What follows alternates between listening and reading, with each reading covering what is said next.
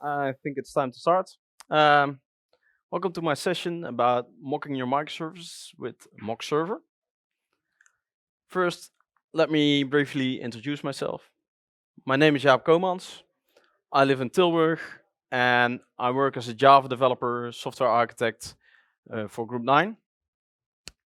Outside work, I'm a father and a husband, and I love to play board games. And with that, I love to drink a good beer. But enough about me. I guess you're here for a mock server, so let's start talking about microservices. As you can see on the screen, this is a microservice, of course. It's a hexagon, so it's a microservice. But a microservice it's never alone. It always has friends, other microservices. So microservice A has friends B, C, and D.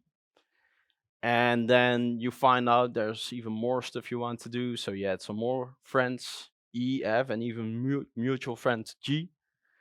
And they in turn will have more friends. And at some point in time, you or a colleague will say, but hey, how are we going to test this all? It's quite complex. There's a lot of interdependencies between services. How are we going to tackle that without making it too difficult, too time consuming on the build server? So to answer that question, let's briefly go to a very different type of testing. So unit testing. And when we're unit testing, we obviously don't have hexagons, microservices. No, we have squares, classes. See, so there's more or less the same picture. And then suddenly it becomes clear what you can do. Because when we have this and we think about, okay, we want to test class A, we're going to make a unit test and gonna have a little bit of a fight which mocking framework we're about to use, because I like Mockito, my colleague loves PowerMock, there's a Kotlin enthusiast that wants to use Mock K, there's some people that want EasyMock. And of course, the whole fight is not the point, but it means this is something that we all know. Mocking is part of unit testing for most Java developers. So going back to this picture, what would that look like? Well, you forget about the red boxes and the blue ones you mock, and you get this. So could we do that for microservices? Yes, of course we can. You can do exactly the same, and that's of course where we're going to talk about mock server. So what is mock server? Essentially, it's a really simple thing. It's a tool to mock HTTP services, mostly REST services when you're working with microservices, of course, but you can mock anything that uses HTTP, even a web server if you want. I don't know why you want to do that, but it's possible. It's an open source tool by James D. Bloom. And the interesting thing, at least I find that interesting, is that it runs as a separate process. So of course there's more tools that allow you to mock REST behavior, but these are mostly libraries and they run in the same process as your tests. Whereas mock service is really a separate process, which allows you to set up an infrastructure that's a little bit like the actual infrastructure that you're going to run your code on. Then there's also a Java API as a client that allows you to instruct a mock. So what can you do with it? Well, actually more or less the same things as you can do with all your mock frameworks. So you can set expectations, define the behavior of your mock, verify interaction. So did my service actually call that other service, or did it actually not call that other service? Also interesting to know in some places. And then you can also inspect what went over the line. What did I send? Is it actually some JSON or XML that conforms to the contract that I have with the other service? There's quite many ways to run mock server. So there's 8 in the documentation. First one, just a Java API. You can run it programmatically. Then you're on your own when it comes to to the life cycle of the mock, you have to manage that yourself. But there's other ways, like a Maven plugin that will spin up mock server for you, run your tests, and tear it down. So that's pretty easy. Then there's also a JUnit 4 rule that allows you to do more or less the same, but then with JUnit 4. An interesting one, command line. So every tool, build server, whatever that you want to integrate it with, that allows you to execute something command line, allows you to integrate mock server. But you can also run a deployable var. And if you're more into front-end development, there's an npm module and there's a grunt plugin. And then I personally find most interesting the Docker container, because that actually reflects reality for many microservice developers, because you're developing your microservices to run on Docker, Kubernetes, not everything of course, but it's quite likely solution. So then why would you use mock server and not some library instead? So first of all, testing your service with all other services mocked allows you to develop your service without having dependencies on these other services. Because most likely in an organization where you're doing microservices, you will find a model where teams own components. And then of course, one team will own microservice A, the other one will own microservice B, or at least has some kind of responsibility there. So there's a split. And there's also a risk that these teams will be out of sync. And by removing the direct dependency on the other team, you can work your way, you can build your service without having the real need for the other team to complete their work in time or in the same schedule as you. Well, yeah, same thing actually. You can test your microservice in complete isolation. There's no need to take the rest into account. Of course, it will definitely help if you have some good contracts that you can use to build your tests. But it allows for a little bit of decoupling between parts of the organization. Mock server specifically, it's really easy to run locally.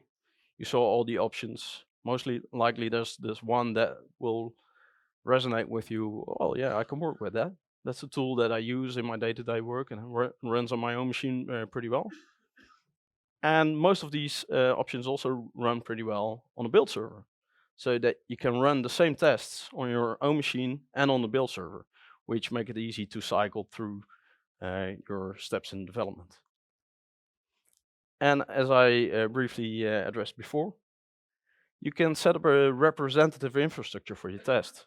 So for instance, if you do deploy all your services to Docker, like Kubernetes, you can quite easily make a setup on Kubernetes or on Docker Compose that looks like your actual setup. So for instance, this picture, I have microservice A on my Kubernetes cluster.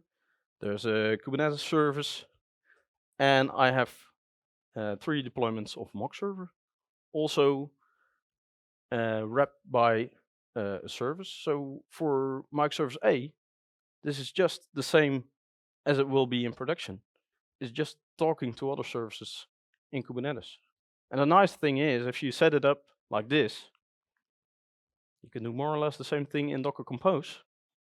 And logically, the picture is the same. Of course, below the surface, some things are different and you will encounter differences, but it takes away a lot of the pain of your integration tests.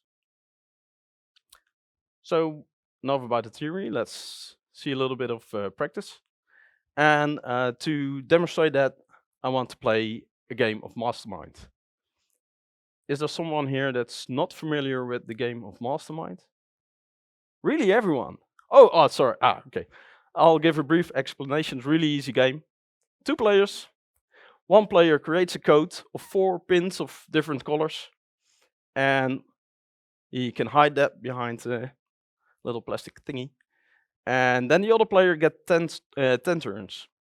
You can also place the same colors, and with every turn, the player that created the code will respond in black and white pins. Black pin meaning you have the right color in the right position, and white pin meaning you have the right color but in the wrong position. If you make it in 10 turns, you win. If you don't make it, the other wins. So it's easy as that. So I built a little mastermind application, but of course this is microservices. So just mastermind is not good enough. I created over-engineered mastermind. You got to do that. So this is the architecture picture. I have a shiny UI. It allows you to play with nice, colorful, shiny things, look up statistics, etc. And there's a couple of services. So central in this all is the game service. It's the service that holds the state of all the games. Then there's a tournament service that holds state of ranking, standings, averages, and allows you to find all your results from past games. Then, of course, generating a code can be really complex. So we want to be able to scale that. So that must be a separate service. That's obvious. So we have a code generator. And for the code checker, we often want to switch technology. Today I want Java, tomorrow I want Kotlin. So for that reason also, I carved that out in a separate microservice. But yeah, well, okay. This is just a demo for a conference, and I was a little lazy, and I want to make a point as well. So this is what I actually built. I created the game service, and the rest I mocked with mock server. And mock server helped me to do that.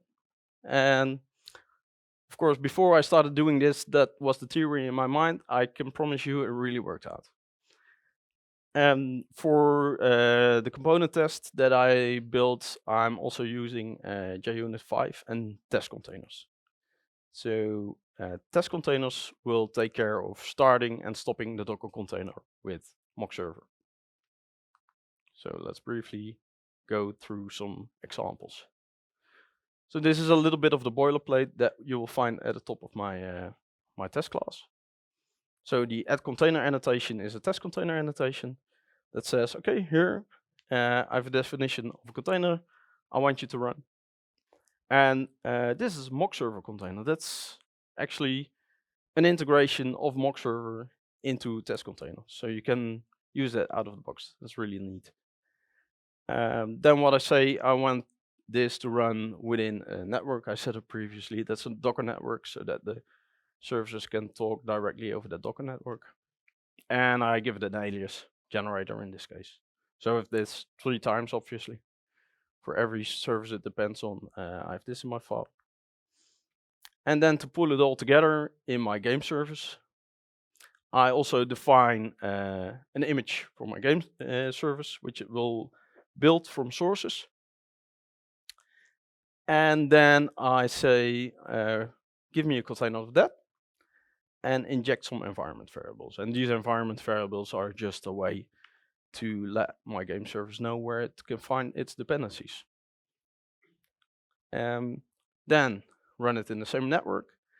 And because my test is not within that Docker network, but on the host network, I also want to expose this container to the host. And I want to expose port 8080, and test containers will automatically map that to a random port on my machine. And I can read out that random port later, which is pretty useful. So this is already a little more really mock server, what you see. What I do, I set up 3 mock server clients. And as you can see, these all connect to localhost instead of to the alias, because this client runs in my test. It runs outside the Docker network, it runs on the host. And you see for every container I can request the server port that it will be listening on my host. And then before each separate test, I reset the mocks. This is something you might recognize from your favorite class mocking framework. You also reset all mocks between the tests.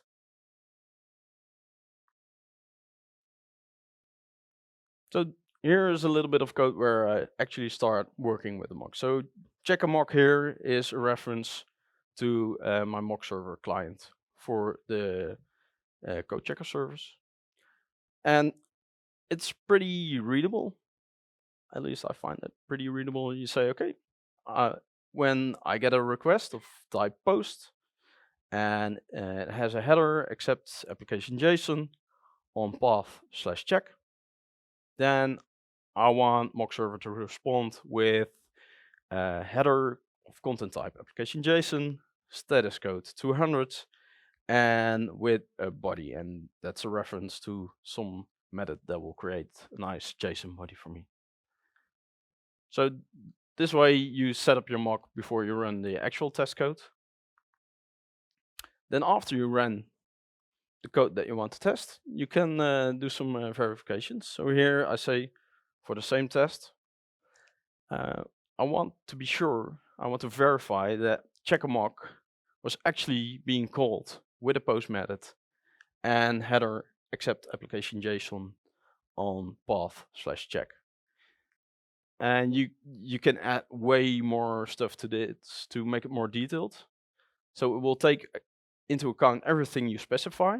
So if I add a cookie that I want to be present or something, it will narrow the set down with that. Everything you don't specify will just make the set greater. So you can make it very specific, check every little nitty-gritty detail if you're really testing the details of your contract with other services. But if you more care about what is the interaction pattern, you can live with something as easy as this.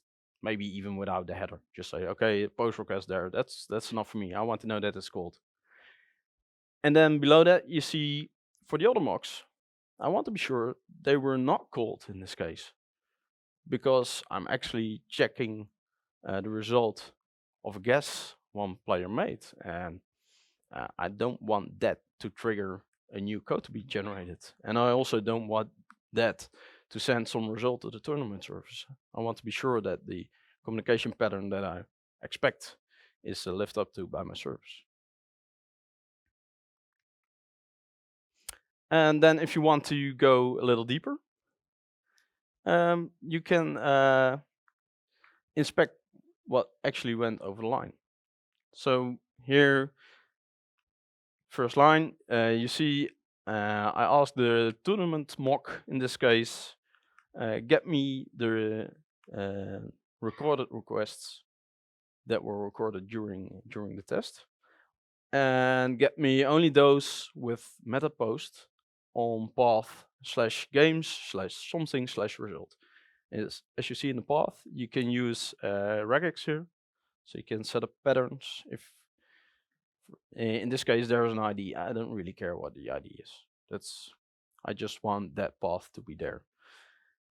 Then I do a little sanity check, because what it returns, the actual requests, that's an array, and I don't want to have an array index out of bounds exception. So I just do a sanity check, assure that the actual request .length is equal to 1.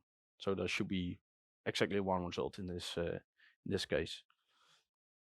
Then I do something to define the body that I expect, set up some nice JSON string, and then I can ask the actual request, what was your body?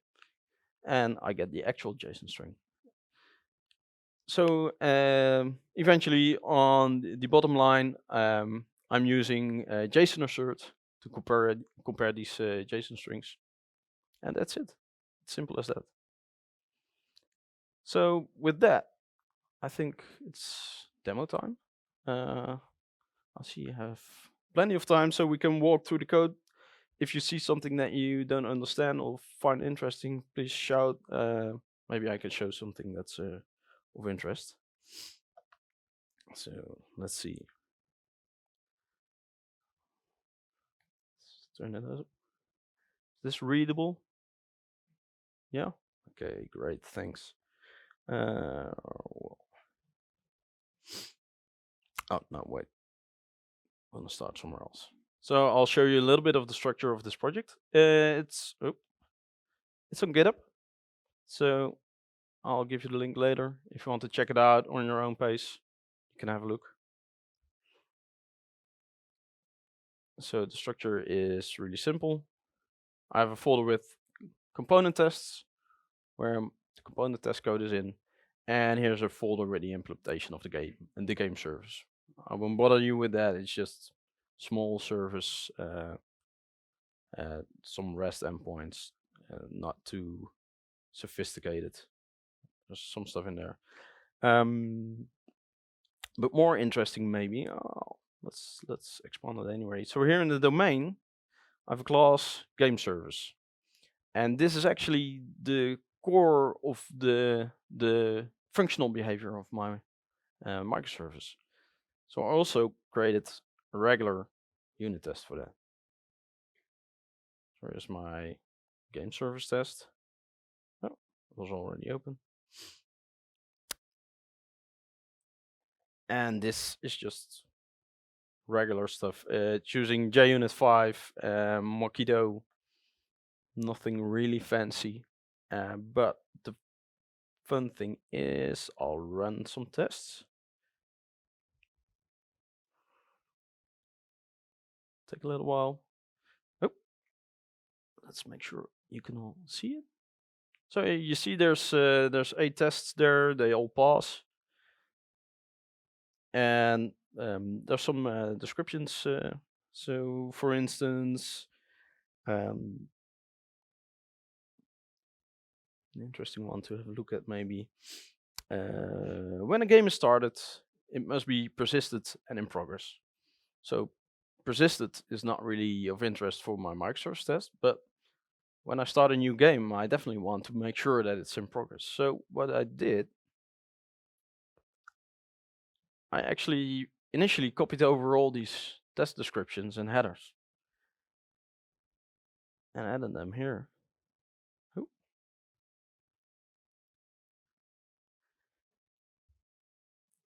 In my component test. And that was my starting point, because that class embodied really the core functionality of my microservice. And then I started working from there. So I have the exact same setup. Initially started even out by copying all the code, commanding it out. Okay, what was the structure that I'm after? And then doing it again. So what you see here, this is the test I was mentioning. When a game is started, it must be in progress. First I set up the mock. This is more or less the example that you already saw in my slides. So I say when I get a get request on my generator mock on /generate, then return 200 with a nice new code. Then here I use rest assured for the other end of the equation. So actually abusing it a little bit as an easy to use REST client here. That will eventually give me a game class that I also have in my my test code, just for easy easy reference and mapping. Okay, that's too much noise on the screen. Sorry for that. Then I just want to assert that the status that I got returned of the game is in progress. And I do the same verifications as I do in my normal test. I verify that the generate method was called. But in this case, it's HTTP request that I'm verifying. In the other case, it was just a Java call to my interface. So we can run this.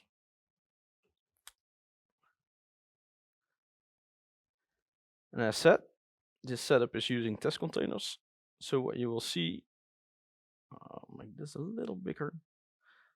Test containers will start 4 containers, 3 times mock server, 1 times my own service. So we'll take a little time setting that all up, and then it will run the tests. And you see it's of course a little slower because there's some network components involved. But still, it's pretty fast.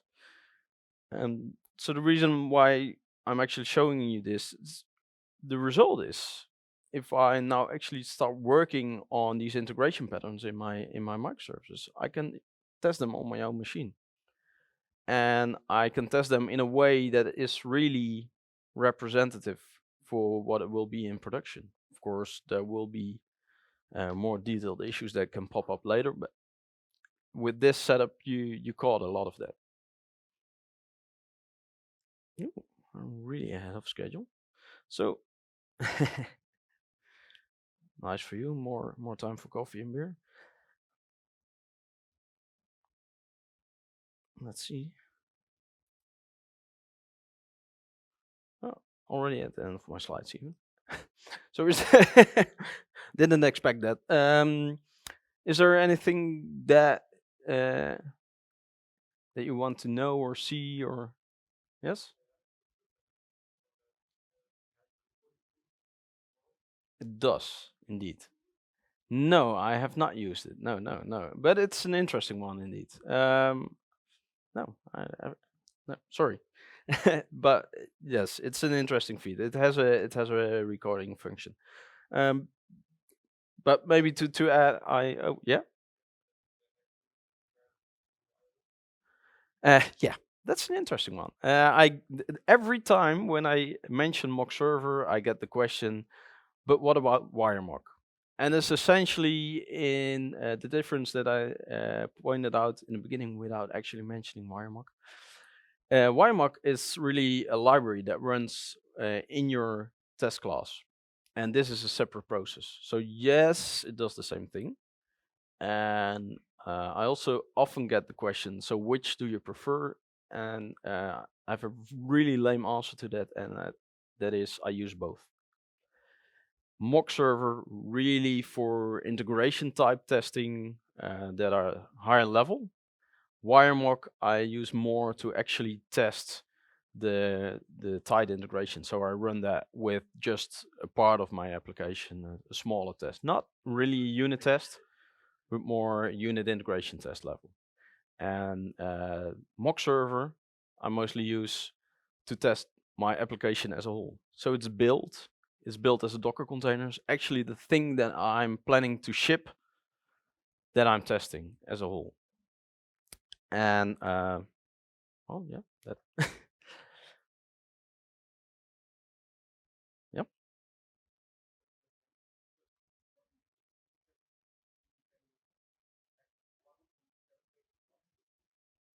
No, no, there's no plugins. The only thing that you need for it to run like this is Docker on your machine. So I'm running Docker for Windows. Works pretty well. And then if you have Docker running, I actually expect that you can check out the code and run the tests, and you're good. Oh, that's a tiny catch. Okay, sorry, but that's due to me, not due to the setup. You have to do the Maven build first. Uh, I was, yeah. Yes, I have. Actually, I first used this in a project where we were running our microservices on Kubernetes. And the setup that we had there, that in the build pipeline, we deployed the service and we deployed mock server and then ran the test again against that. And then after that, tear the environment down again. So you free up your resources, and it worked pretty well. It was a little more homebrew code than I showed you right now. But if I would have known, for instance, about test containers back then, we definitely would have used that.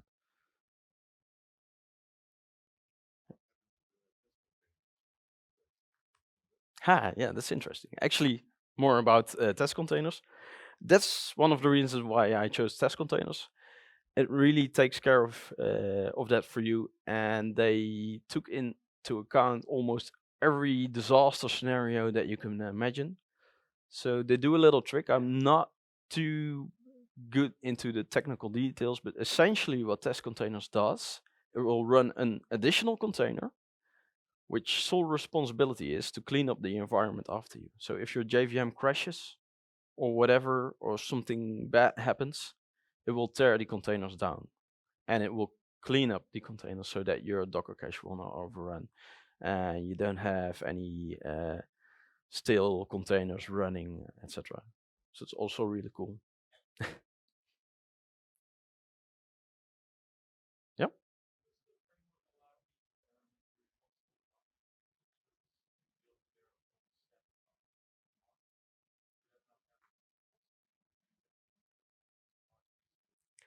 That's a very interesting question. So maybe not everyone heard it. The question is, and I'm going to paraphrase here. Can you, hopefully I understood you correct, can you make pre-built mocks so that they can be reused across teams? First answer, I think you can if you set it up properly, but you have to devise something for that yourself. It's not really something that comes out of the box or what the tool is made for. The second answer I'm going to give to that, we actually, before we use mock server, we did something like that. And the downside is that you get the coupling between your services not on a runtime level, but actually at development time. So the team responsible for your mock or the stand-in thingy that's replacing the other service is not only lagging behind on the development of the service, but are also lagging behind on the mock, or there's a mismatch. And we had quite some struggle getting that straight. And after that, we encountered mock server, and that was actually one of the solutions we used for that. Oh, one more, yeah. Yes, of course. This is not a complete solution for everything. So we use this in the projects. I used it at least. We use this at what we call the component test layer. So first you have obviously your unit tests. On top of that, you might have some unit integration tests that test a little bit more code, but not the full application. Then comes the component test, where you test the full application, fully built. And after that, you can, of course, set up more extensive integration tests. But then you will most likely go to solutions where you have actually deployed all your services or a couple of services. It's more complex. So then, yeah, the best choice there is just follow the test pyramid and make that smaller. Not test every nitty gritty detail. You can do quite a lot of nitty gritty details on this level, but if you go higher level, you just want to test your main flow of your landscape. Yes.